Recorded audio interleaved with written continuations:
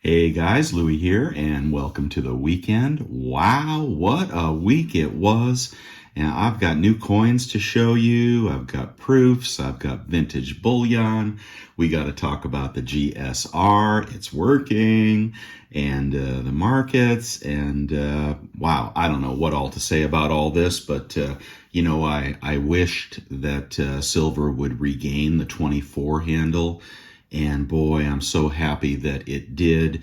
It did that at the expense of gold, although gold has been catching a small bid. We've got the GSR has moved down from 80 to 73 and a half, showing you that silver is flexing its muscles.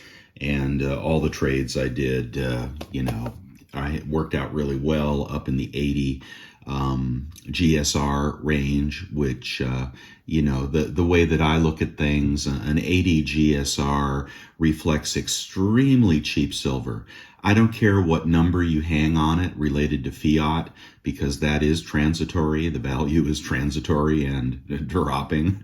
An 80 GSR was time to back up the truck and buy silver, which I did. This is another one of those buys. This is the shot I got for $23 out the door on eBay using the credit card. I also want to show you the new Tudor Beasts Seymour Panther coins I bought. I may have bought too many of them, I don't know, but I'm pretty optimistic. And also these vintage bars that, again, I picked up when silver was in the doldrums and people were giving up and the sales were popping. You can almost judge when to buy silver when you see all the negative videos popping up and people telling you to buy gold. I still think silver is the better deal. I think gold has topped here and will probably retreat, whereas silver has a shot of going higher. Why? The economy is going back into expansion mode. Expansion mode brings higher interest rates. Higher interest rates depress gold, okay? However, demand for industrial metals such as silver increase the demand for silver. Also, a falling dollar is good for silver, but higher interest rates is kryptonite for gold. That's why I think we'll see a GSR in the 60s.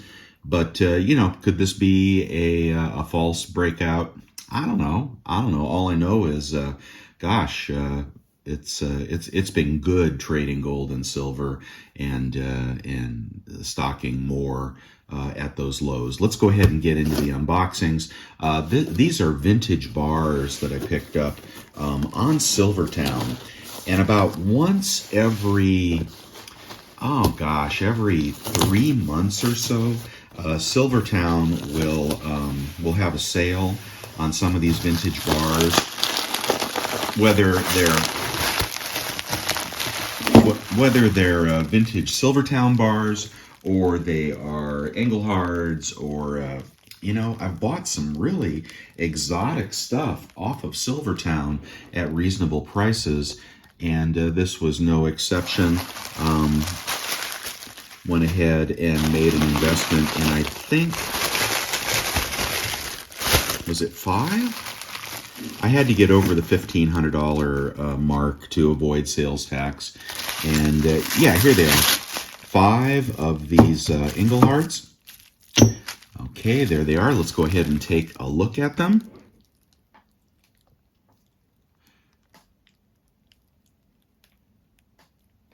Very nice. W. Okay, the image that they showed was a waffle back, and I see that one is not a waffle back, but nice old bar. These are all in a series. Okay, so are they consecutive? Let's see, W752, W736.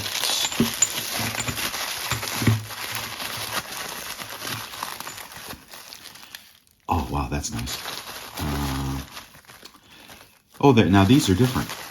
These are different. These are P's. Okay, so we got 2 W codes in pretty close consecutive numbers. And then we have a P code. Oh, that's a nice bar.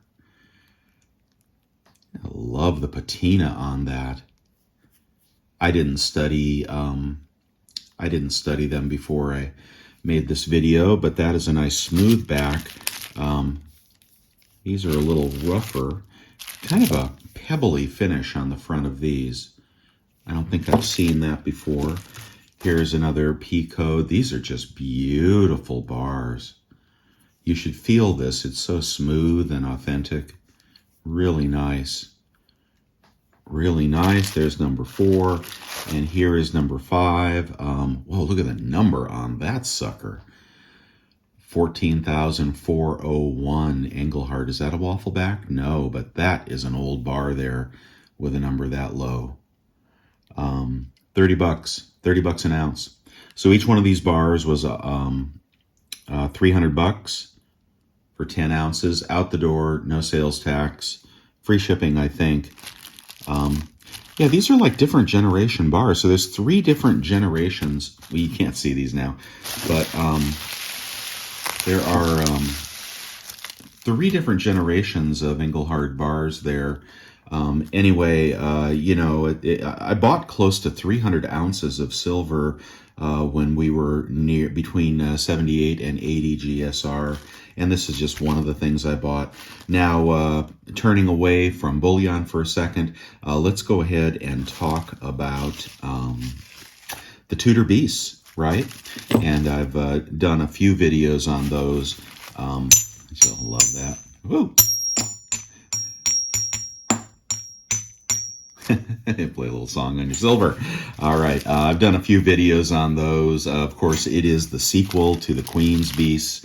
And there are going to be 10 of them. It's going to be very similar, although unlike the kind of classical depictions that Jody Clark did for the Queen's Beasts, these are going to be impressionistic pieces from a new artist.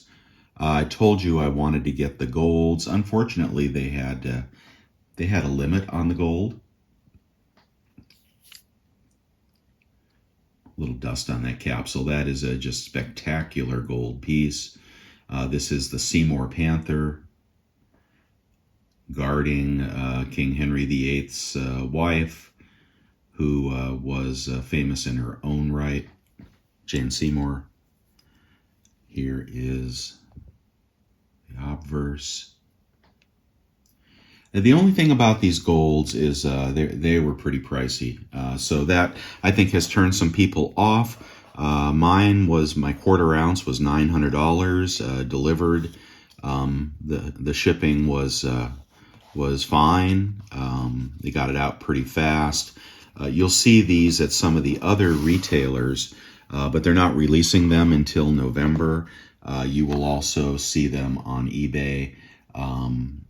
And if you're buying anything that is not in hand, you're probably buying something that it doesn't grade.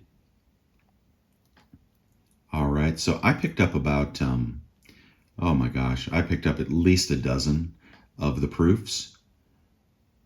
And they have not sold out yet. If you want to pick one up, it's up to you. I think about 9 out of 10 people are reporting solid, clean, problem-free coins. And then one in a blue moon is saying they got some milk spots. So always be aware, Royal Mint premium proof silver can spot. But I like the first image. I think some people don't, because it is not it's not geometrical and it's not classical. But I think that's cool as hell. I also signed up for the 10 coin set, which means that you get the display box from the Royal Mint. They do a good job on boxes. So yeah, for what it's worth, I think I just renewed my subscription to NGC, and I think I'm going to have these graded. Because they're not performing right now in the aftermarket. There's no big premium on them. But there's only 7,000 of the first coin in the series in proof format, only 1,000 of the quarter ounce gold, and even less of the 1 ounce gold if you want to get up off of $3,000 to $4,000 for that. But I think there's a, I think there's going to be some value in the graded proof Seymour Panther. So that's what I'm doing. I talked to NGC yesterday, and they told me that I renewed my membership after 5 years, and they told me that they are a month behind in even opening the mail. So just be aware of that. If you're grading something, it's going to take forever to get it back. But these are like a little time capsule. I think they're best put away for now until they catch on. Will they catch on? Well, yeah, of course. This is going to be a huge release in the United States when the BU version comes to town. It's going to be really inexpensive, 2-ounce, bullion format, and 1-ounce and quarter-ounce gold format. Very low premiums over spot. Everybody's going to collect those, guys. All right. And then at some point they're going to say, was there a proof? It's like, yeah, there's a few thousand of these and there's 1,000 of these. And I think they'll come into their own, but you couldn't prove it by recent sales, completely ignored by the collecting community. So there you go. Maybe it's a hit. Maybe it's a miss. I don't know. Been doing good all the way around. Happy to see the action of silver. Like I said, happy to see the GSR working to our advantage. If you're one of those that trades off the GSR. And will silver hold 24? Wow, that's the question. Well, I sure hope so. I mean, if we can, it took a run at 25 until the dollar started to strengthen. So, I don't know. I mean, anything could happen. But down here at a GSR of 73.5, it's becoming more fully valued. I think, we definitely can be in this 24, 25, maybe even 23 range for a while here, and then have another explosive move. I think a retest of 30 is in the cards. Maybe some sellers at 30 though, so I can't promise it's going to get over 30. The thing that's happening right now, if you caught the news, which I think I saw on Silver Heist's channel, who is a big fan of Keith Neumeyer, he quoted an article that Keith is he's not selling his silver at 21, guys. He packed it up and so over 1 million ounces, and he said, not for sale. You know why that is? Well, he's a good businessman, and he's a great spokesman for the mining community. And, that's not a fly-by-night mine by a long shot. But he thinks it's worth more, but he's also, in my mind, I'm speculating, he's looking at input costs. All right. And if you're one of those in the camp that think that silver is going sub 20, I would encourage you to consider input costs. Now, when oil was negative $37, and you might recall I made a recommendation to buy oil, somewhere back around there. Okay, fine. Oil is negative $37, and then it was $10, and then it was $20, and here we are. 80 or something.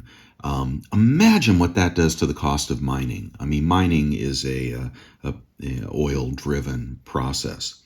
Now, also consider the cost of labor. And I don't know if you're seeing it in your community, but salaries are exploding higher.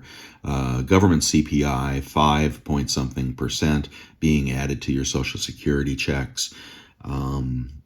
People just quitting jobs that don't pay enough.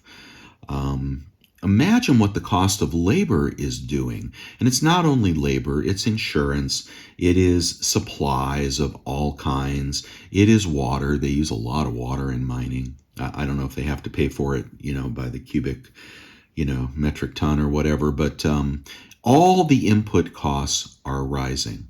And then on top of that, so that's got to raise. If he was not selling silver before, when it was in the 15s, and you imagine all the cost of mining doubling from there, I can totally understand why he isn't selling silver at 20. Is he selling at 24? Yeah, I imagine he might be. I think anywhere in the 24, 25, might be a decent return for him. But those costs are going up, and the cost of mining is going up, and that is going to put a floor under silver. Now, is there a squeeze? Okay, I don't know. I haven't seen the evidence. Is there a lack of inventory? I don't know. I haven't seen the evidence. Like you've seen 300 ounces near spot. Well, the $30 Engelhard bars, I mean, they don't get any cheaper than that. They sell for $375 all day long. But I'm not seeing the supply crunch right now. And I don't know if there's another squeeze or not. I can't say. It makes sense that there might be a run on inventory. It makes sense that manufacturers are hoarding, right? I mean, aren't you hoarding? Everything from toilet paper to beer and anything else that's going up $1 a month in our world. If you have a business of any kind, or the supplies, everybody is buying things early because everybody has smelled out inflation. You've seen the proof of it. You've seen prices doubling in the supermarkets on some things. So yeah, I think there could be hoarding by the manufacturers. Now the question is, will they bring enough of their workforce back? Or will they have enough of their workforce left now that COVID is in the back, is in the rearview mirror, to actually use that inventory? I don't know, but there's a good reason to hoard it right now because prices are going higher. I mean, you want to see the best performing metal over the last couple of years? Hold on one second. Copper bars, dude. Copper. So, how is it that copper can be on such a run? This is 4 pounds. I believe I got this for about 60 cents an ounce. And now copper is definitely flying. Okay, two more things really quickly I want to cover. First is a new release that's coming out. I think you really ought to take a look at this Germania Mint release. Limited mintage of 15,000, and this is the Knights in Armor series of Malta. It is a sovereign coin of Malta, which I think is near Italy, and they're doing renditions of famous either battles or armors of the day. Really super hot. Look for it at Monument Metals. Look for it at the coin shop in Canada. I think it's going to be around $40 an ounce, but it's going to come in a blister pack, and it's going to be very proof-like. Something about the knights and armor and so forth from Malta. I think it's going to be a really hot coin, so keep an eye out for that. We've got the Libertad gold proofs coming out here soon. Also a new release coming out from Perth Mint, which is going to be the 2-ounce Bart Simpson coin. As you know, everything from The Simpsons is red hot. And I believe that's coming out on November 2nd from Perth Mint. Could be wrong about that, but watch out for that one if you are looking for investment coins. And then finally, on the U.S. Mint, I'm happy to say my Carson City Morgans have shipped, or at least they've been moved to shipping status, which is really cool for me because I already sold them all, and I'll be happy to get them to their new owners. They've never come back on sale as far as I know early in the morning.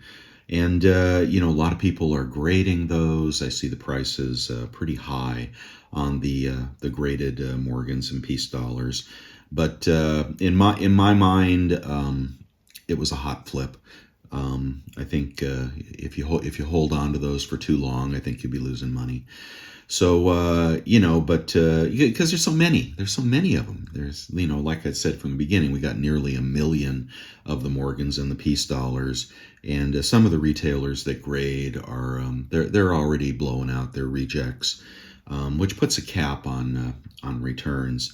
But it'll be a nice set. I mean, I think they're going to be beautiful and well worth the issue price. But if you didn't sell your Carson City Morgan at $400, you ought to have your head examined.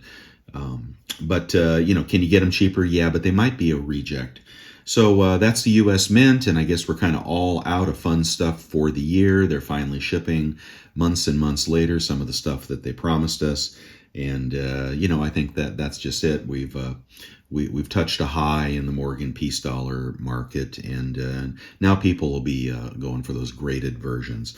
But good luck getting them graded, right? Because like I said, NGC is a month delayed in even opening the mail. That'll be a long-term project if you are going to want to grade those Morgans and Peace Dollars. All right, well, that's all I've got for now. I'm really happy silver's up in the 24s. Is there a crunch on supply?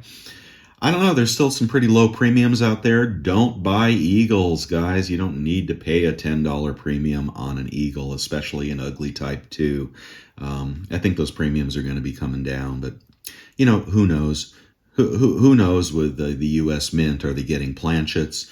Does Sunshine Mint actually have a shortage of planchets again? Well, if U.S. Mint goes on allocation mode next year, and silver is catching a bid, in the mid-20s or even $30, we could have another explosive period in silver. And like I've said, silver is the place to be. I think gold is going to linger, and I think silver is going to outshine it again from here. Just like I said last year, pretty happy about where we're at and where I'm at. Okay, guys, that's all I've got for you. I hope you have a wonderful weekend, and let me know, are you a buyer here of silver? That's a question, right? Okay, bye.